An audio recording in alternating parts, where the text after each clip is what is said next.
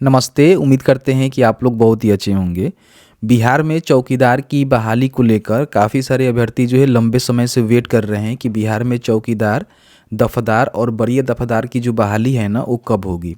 अभी इसको लेकर जो है गोपालगंज ज़िले के द्वारा एक जो है लेटर यहाँ पे वायरल हो रहा है। ये लेटर जो है पूरी तरह से सही है, इसमें कोई भी दो राय नहीं है, क्योंकि मैं आपको दिखाऊंगा भी कि लेटर जो है पूरी तरह से सही है। और कहीं ना कहीं बिहार में जो चौकीदार की भर्ती होने वाली है उसका नियमावली जो है बना ली गई है और उसी के आधार पे जो है बहाली यहाँ पे होने जा रही है। ठीक है, लगभग जो है 28-29 हज़ार के समथिंग पोस्ट रहेंगे जो कि पूरे ज़िले में रहेंगे। और जो भी भर्ती होगा जिलावार भर्ती होगा। जिस तरह से बिहार होमगार्ड की बहाली हुई ना, उसी तरह से जो है जिलावार बहाली होने वाली है। जिला के द्वारा जो है नोटिफिकेशन आएगा, उसी के आधार पे आपको फॉर्म को भरना होगा और जो भी इनका चयन प्रक्रिया है जो कि अभी आपको बताएंगे, उसके आधार पे आपकी बहाली यहाँ पे होने वाली है। इस वीडियो में बताएंगे किस तरह से आपकी बहाली होगी, सिलेक्शन प्रोसीजर क्या रहेंगे, जो भी वायरल यहाँ पे आपके पास नोटिस है, जैसे कि मैंने आपको इस वीडियो में दिखाने की कोशिश किया हुआ है, उस नोटिस को आप कहाँ से डाउनलोड कर सकते हैं, सभी जानकारी बताएंगे। तो प्लीज़ वीडियो शुरू से अंत तक लेकर जरूर देखिएगा और वीडियो थोड़ा सा अच्छा लगे तो वीडियो को लाइक कर दीजिएगा, क्योंकि बहुत सारे लोग ऐसे हैं जो कि वीडियोज़ को नहीं देखते हैं, लाइक नहीं करते हैं। ठीक है, देखिए वीडियो में आगे बढ़ने से पहले आपको बता दें कि देखिए बिहार के आप अभ्यर्थी हैं या फिर किसी भी राज्य के अभ्यर्थी हैं या फिर आप साइबर कैफे चलाते हैं, तो आपके लिए जो है applyextra.in जो वेबसाइट है ना, बहुत ही बढ़िया एक वेबसाइट बनाया गया है। अगर आप यहाँ पे आएंगे तो सारी इन्फॉर्मेशन यहाँ पे देखने को मिल जाएगा। applyextra.in का मेन मकसद यही है कि जो भी साइबर कैफे वाले हैं, किसी भी स्कीम का फॉर्म भरना चाहते हैं या फिर कोई अभ्यर्थी है जो कि किसी भी जॉब्स का फॉर्म भरना चाहते हैं, तो सारे लिंक यहाँ पे आपको देखने को मिल जाएंगे और सही और सटीक इन्फॉर्मेशन यहाँ पे आपको देखने को मिलेगा। कहीं भी आपको कोई प्रॉब्लम नहीं होने वाला है। यहाँ पे देखिए latest jobs, admit card result, सरकारी scheme and scholarship, university and admission, loan and finance, online form, सारे लिंक यहाँ पे मिल जाएंगे। ठीक है, जहाँ पे क्लिक करके सारे जानकारी को पढ़ सकते हैं और साथ ही साथ यहाँ से अप्लाई भी कर सकते हैं। ध्यान रखिएगा, बिहार में जो चौकीदार की भर्ती आई हुई ना, उसका नोटिस भी आप यहीं से डाउनलोड कर पाएंगे, बताएंगे कहाँ से आपको डाउनलोड करना है। ठीक है, देखिए इससे पहले जो है ये वाला नोटिस वायरल हुआ था जिसमें बताया गया था कि जो भी चौकीदार, दफादार, वरीय दफादार की स्वीकृति बल है ना, उसकी यहाँ पे सूची दी गई थी। तो कौन से जिलों में कितनी भर्ती है इसकी जानकारी यहाँ पे निकल के आ गया था। हालांकि ये वायरल नोटिस था, इस पर पूरी तरह से भरोसा कर पाना मुश्किल था, लेकिन कहीं ना कहीं अब यहाँ पे लग रहा है कि ये सही है। ठीक है, अब देखिए जिलावार भर्ती होने वाली है, तो गोपालगंज में देखेंगे तो बताया गया है कि 649 यहाँ पे चौकीदार की बहाली होने वाली है, जिसमें से 47 दफादार, 25 दफदार यहाँ पे अलग से भरे जाएंगे। तो टोटल जो है 721 पदों पे यहाँ पे बहाली सिर्फ गोपालगंज में होने वाली है। जो अभी नियमावली वायरल हो रहा है ना, वो गोपालगंज का ही हो रहा है। आपके ज़िले का भी अलग अलग नियमावली आएगा और अपने ज़िले की जो भी वैकेंसी सीटें हैं ना, आप यहाँ से देख सकते हैं। ठीक है, टोटल यहाँ पे 28,900 समथिंग पदों पर भर्ती होने वाली है। तो इसकी जानकारी यहाँ पे पहले ही निकल के आ गई थी, जिस पर मैंने वीडियो बनाकर आपको बताया था। अभी जो यहाँ पे देखेंगे तो एक जो है यहाँ पे 20 जनवरी 2026 को गोपालगंज के द्वारा जो इसका नया यहाँ पे नियमावली बनाया गया है, जिसके आधार पे इसकी बहाली होने वाली है, यहाँ पे वायरल है। ठीक है, देखिए बिहार पुलिस मुख्यालय, ठीक है, उसके द्वारा 20 जनवरी 2026 को यहाँ पे देखेंगे मोहर लगाकर इसको यहाँ पे लेटर लिखा गया है। जो भी पुलिस उप महानिरीक्षक हैं, जो कार्मिक हैं, उनके द्वारा सभी क्षेत्रीय पुलिस महानिरीक्षक, पुलिस उप महानिरीक्षक, वरीय पुलिस अधीक्षक और पुलिस अधीक्षक यहाँ पे रेल सहित सबको ये लेटर यहाँ पे लिखा गया है कि आप लोग ध्यान दीजिए, बिहार में जो चौकीदार की भर्ती होने वाली है ना, इस तरह से होने वाली है। अब इसमें देखिए बताया गया है कि बिहार चौकीदार संवर्ग नियमावली 2026 की यहाँ पे जैसे कि समीक्षा के संबंध में इन्होंने कहा हुआ है कि इसकी समीक्षा की जाएगी और कहीं ना कहीं बहाली की जाएगी। ठीक है, अब ये देखिए बताया गया है कि नियमावली का नाम बिहार चौकीदार संवर्ग नियमावली 2026 कही जाएगी, जिसके माध्यम से इसी के आधार पे आपकी बहाली होने वाली है, मतलब कि इसी के आधार पे आपकी भर्ती होगी। ठीक है, बाकी बताया गया है कि भर्ती जो है कौन से चयन संस्थान के द्वारा की जाएगी, तो केंद्रीय चयन पार्षद सिपाही भर्ती बोर्ड के द्वारा कराई जाएगी। इन्होंने इसमें साफ साफ मेंशन किया हुआ है।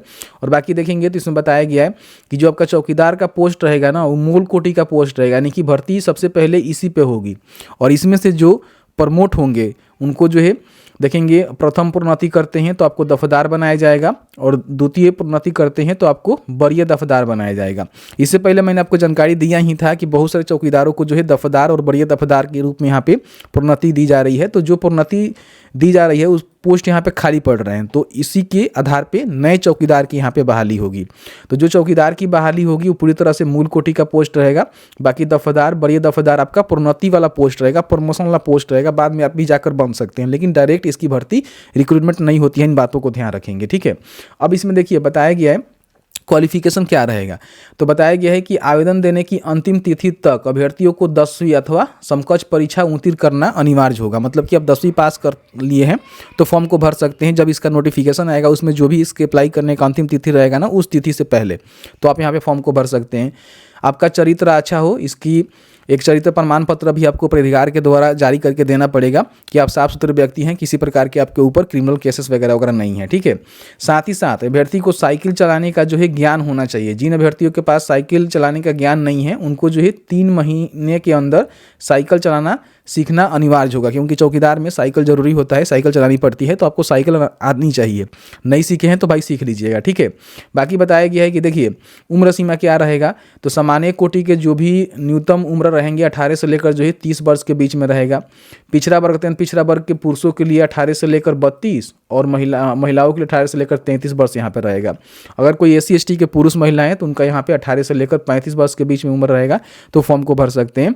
और बाकी कोई राज्य सरकार के होम गार्ड हैं, गृह रक्षक हैं, उनको 5 वर्षों की छूट अपर एज में मिलेगी, तो उनका 35 साल भी उम्र रहेगा तो फॉर्म को भर सकते हैं, ठीक है। इन बातों को ध्यान दीजिएगा। अब यहाँ पे देखिए चयन का प्रक्रिया क्या रहेगा, तो इसमें बताया गया है कि 1 अप्रैल की स्थिति के आधार पे रिक्तियों की गणना कर नियमानुसार समक्ष प्राधिकार के रोस्टर क्लियरेंस कराते हुए कोटियार रिक्तियों की अधियाचना विभाग को 30 अप्रैल तक उपलब्ध करा दी जाएगी।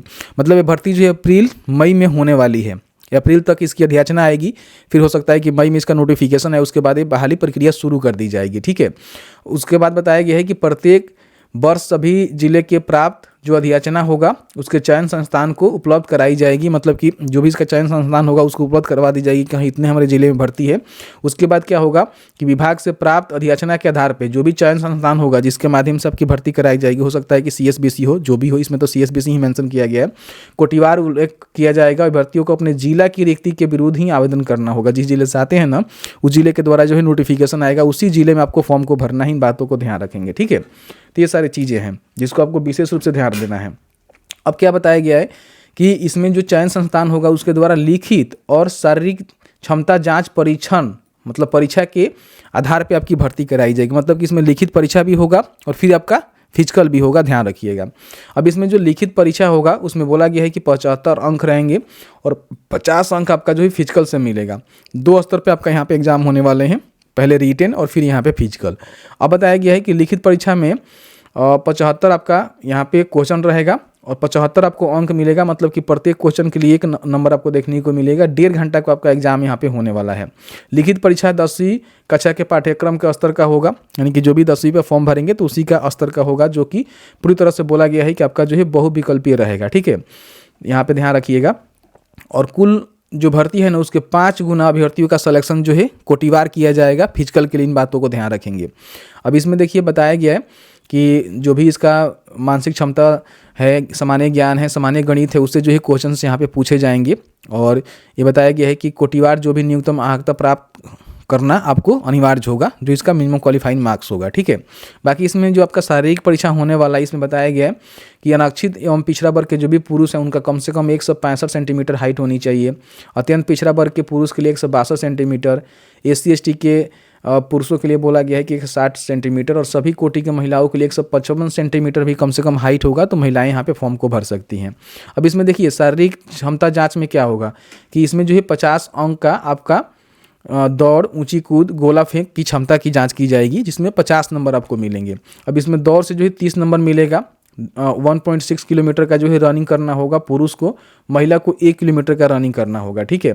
अगर मान लीजिए कोई पुरुष जो है 5 मिनट या फिर उससे कम में अपना रनिंग कंप्लीट करते हैं तो उसको 30 अंक यहाँ पे मिलेगा।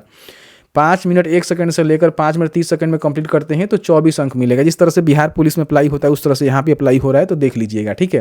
बाकी महिलाओं के लिए बोला गया है कि अगर 4 मिनट में या फिर उससे कम में कंप्लीट करती है तो उनको 30 अंक, बाकी 4 मिनट 1 से लेकर 4 मिनट 30 सेकंड में कंप्लीट करती हैं तो 24 अंक। इस तरह से आपको नंबर मिलेंगे इसी नंबर पे, और आपका जो लिखित परीक्षा होगा दोनों का नंबर जोड़कर जो है मेरिट यहाँ पे बनने वाले हैं, ठीक है। अब ऊंची कूद में देखिए 10 नंबर होगा, जिसमें 5 फीट या फिर उससे अधिक आप कूदते हैं, पुरुष हैं तो आपको 10 अंक ही मिल जाएगा। महिला हैं तो 4 फीट या फिर उससे अधिक कूदती हैं तो उनको 10 अंक यहाँ पे मिल जाएगा। तो जितना अच्छा फिजिकल में परफॉर्मेंस करेंगे या फिर रिटर्न में करेंगे उसके आधार पे ही आपकी मेरिट यहाँ पे बनने वाली है। गोला फेंक से भी आपको 10 नंबर यहाँ पे मिलेगा। देखिए बताया गया है कि 20 फीट से अधिक फेंकती हैं, अगर कोई पुरुष फेंकता है तो उसको 10 नंबर मिलेगा। 19 फीट से लेकर 20 फीट तक फेंकता है तो उसको 8 अंक मिलेगा। तो इस तरह से महिला का भी देख लेंगे कि 16 फीट से अधिक कोई फेंकती हैं तो यहाँ पे 10 अंक देखने को मिलेगा। तो इस तरह से ये आपकी बहाली होने वाली है, ठीक है। अब निर्धारित समय में दौड़ पूर्ण करने वाले अभ्यर्थियों की ऊंची कूद और जो भी गोला फेंक है ना उसमें भाग लिया जाएगा। अगर आप पहले ही डिस्क्वालीफाई हो जाते हैं तो फिर आपको पहले ही हटा दी जाएगी। गोला फेंक और जो भी आपका हाई जंप है वो आपसे नहीं करवाए जाएंगे। तो इस तरह से सारे जानकारी यहाँ पे निकल के आ रहा है, ठीक है, जिसमें सभी जानकारी ऑलमोस्ट यहाँ पे बता दी गई है। तो भर्ती हो सकता है कि अप्रैल में आए, मई में या फिर जून में आए, जब भी आएगा आपको बता देंगे। ध्यान रखिएगा चौकीदार के पदों पे ही बहाली होंगे। दफेदार और बड़े दफेदार की जो बहाली है ना पूरी तरह से प्रोन्नति वाला बहाली है, यानी कि प्रमोशन वाला बहाली है। तो इस तरह से मैंने पूरी जानकारी आपको बता दिया। ये नोटिस मेरे हिसाब से सही है, इसकी आधिकारिक हम पुष्टि नहीं कर रहे हैं, लेकिन ये वायरल हो रहा है तो समझिए कि नोटिस को देखकर ही लग रहा है कि नहीं भाई ये जो लेटर है ना ये सही है। क्योंकि जो भी पुलिस उप महानिरीक्षक हैं उनके द्वारा सभी जिला के जो सुप्रिटेंडेंट होते हैं उनको ये लिखा गया है कि भाई इस तरह से हम लोग भर्ती कराने वाले हैं बिहार में जो चौकीदार की बहाली होने वाली है, तो इसकी समीक्षा की जाए, इसको देखा जाए और इस तरह से ही बहाली प्रक्रिया हम लोग की होने वाली है। आई होप आपको वीडियो अच्छा लगा है तो वीडियो को लाइक करेंगे और नोटिफिकेशन को डाउनलोड करना चाहते हैं तो applyextra.in पे ही आपको देखने को मिलेगा। तो यहाँ से आकर लेटेस्ट जॉब्स में आपको लिंक मिलेगा जहाँ से बड़ी आसानी से डाउनलोड कर सकते हैं। बहुत जल्द यहाँ पे लिंक उपलब्ध करवा देंगे। ऐसी इंफॉर्मेटिव वीडियो देखने के लिए अभी तक आपने फॉलो नहीं किया है तो प्लीज़ फॉलो करिए, इस वीडियो को शेयर जरूर कर दीजिए।